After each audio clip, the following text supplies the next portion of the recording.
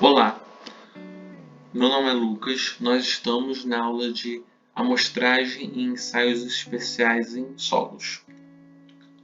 Essa aula é uma introdução a diversos tipos de ensaios e amostragem, porém, será apenas uma exibição dos tipos de ensaios, pois se a gente precisar falar o básico de cada tipo de ensaio, nós vamos demorar 2 horas por ensaio. Então eu vou mostrar para vocês apenas os principais ensaios com uma forma de introdução, algo como se fosse uma exibição dos ensaios. Começando por amostragem em solo. Existem 3 tipos de classificação de amostras: as amostras não representativas, representativas e indeformadas. As não representativas são as amostras que, quando na retirada, os minerais constituintes do solo se misturam. Assim, a amostra não representa o perfil de onde ela foi retirada. As amostras representativas, elas conservam os materiais constituintes, porém a estrutura do solo foi destruída. Então se torna uma amostra amolgada. A amostra indeformada, além de ser representativa, ela mantém a estrutura do solo com mínimas perturbações, pois para inserir um amostrador é necessário ter alguma perturbação. Então, trazendo para o mundo do SPT, que é o principal ensaio utilizado e que retira uma amostra no amostrador padrão, a amostra retirada ela é representativa e utilizada para a classificação tátil visual pelo sondador em primeiro lugar e, em segundo lugar, leva-se a amostra para um geólogo ou um engenheiro geotécnico. Porém, no SPT, tem as amostras provenientes da lavagem, que não são representativas, pois na lavagem, quando você avança com trépano, o que acontece? Ocorre uma circulação de água que acaba misturando os constituintes do solo.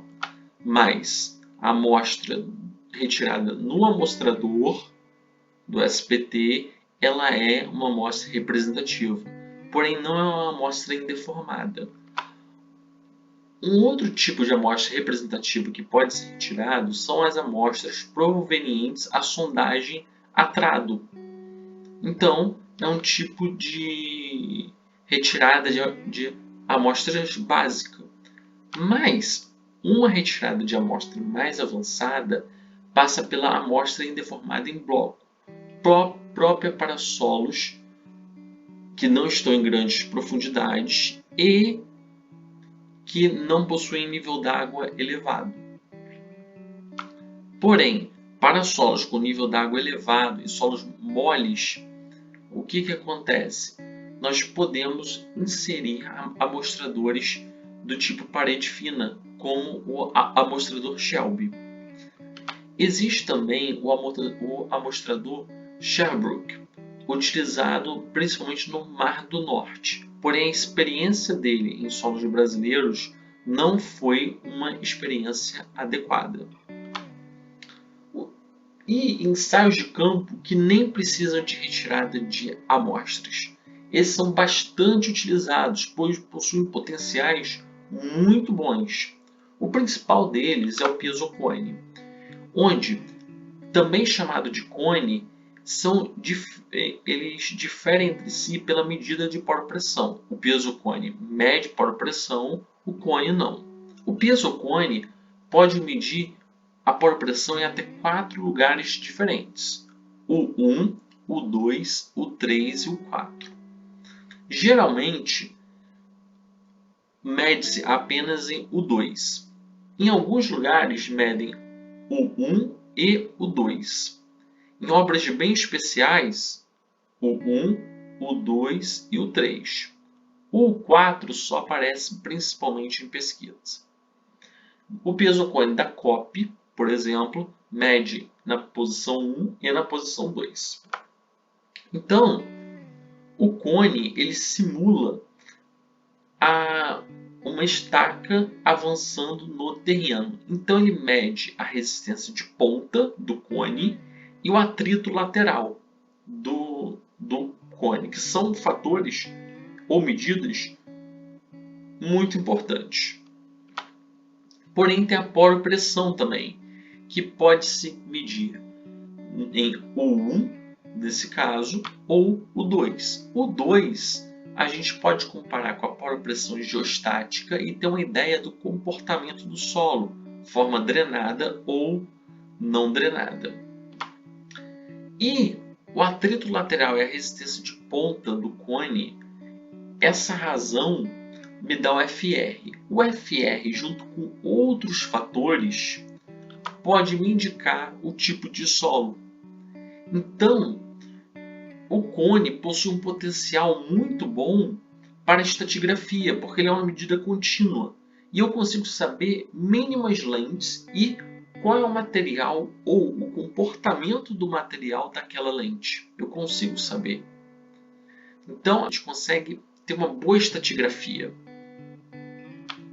Um outro ensaio que nós temos é o ensaio da palheta elétrica.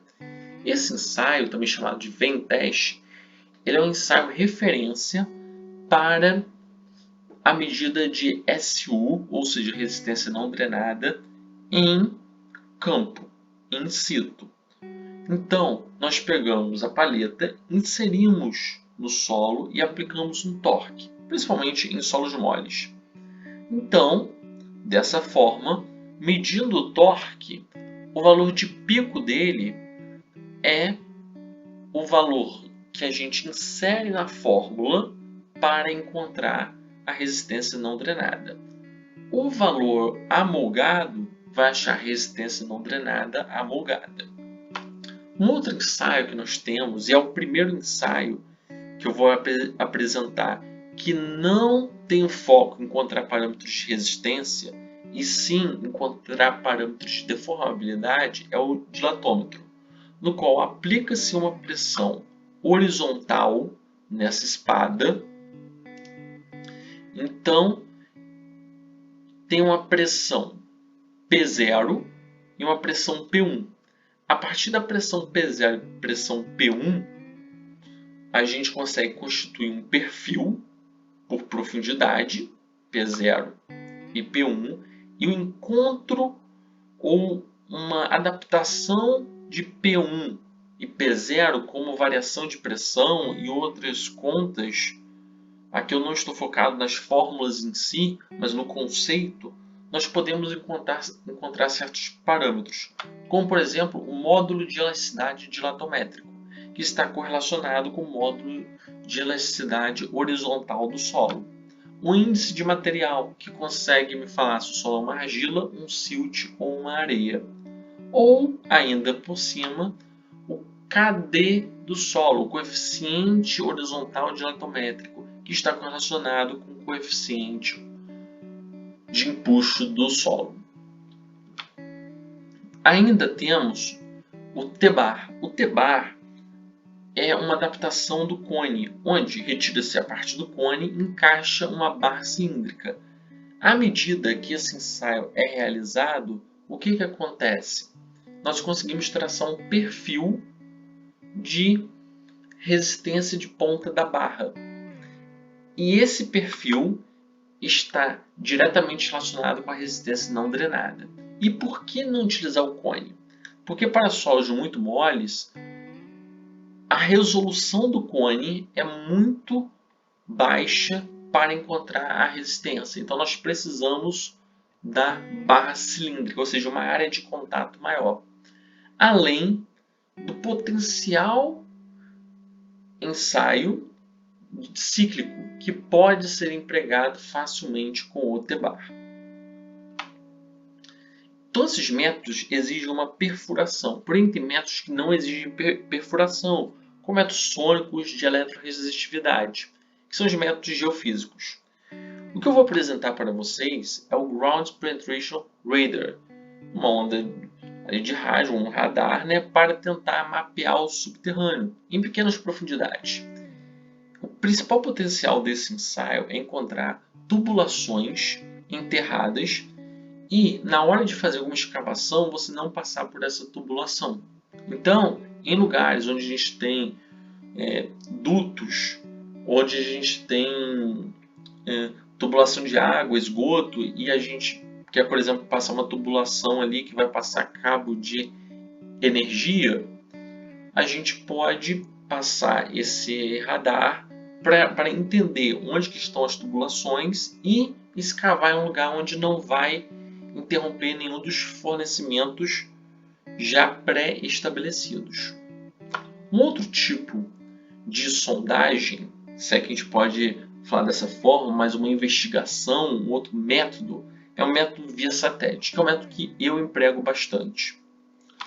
Então, melhor do que falar sobre o método, tentar explicar, é apresentar um caso. Então, para aplicar esse método, a gente vai baixar o Google Earth Pro. É um programa gratuito. Porque a partir desse programa, a gente consegue ver as fotos de satélite antigas. Ou seja, a gente vai construir algo nesse terreno agora em 2021. Porém, eu volto lá em 2003 e o terreno apresenta um possível canal nessa região e uma vegetação nessa região. Nada que me chame muita atenção. Mas em 2005 eu percebo um canal. Então agora eu tenho certeza que tem um canal nessa região e eu sei que tem um nível d'água elevado. E essa vegetação me parece a vegetação típica de argila mole. Então já tenho uma ideia do que tem nessa região. Note, essa avaliação ela pode ser feita sem eu nem ir ao local, tá? Então, olhando em 2007, eu vejo um aterro sendo construído, uma área mais elevada e uma área mais baixa. Eu percebo esse aterro sendo construído. E quando a gente vai fazer a obra em 2021, a gente realmente faz a sondagem. E eu já tinha uma ideia, a gente consegue ter uma ideia, que ali embaixo tem uma argila mole. Quando a gente faz a sondagem nesse terreno, o que tem? Em profundidade de 3 metros, ou seja, logo abaixo do aterro, argila mole. Então, sem nem ir ao terreno, eu consigo via satélite, olhando para fotos antigas, entender um pouco da história geológica do solo, um pouco do que aconteceu.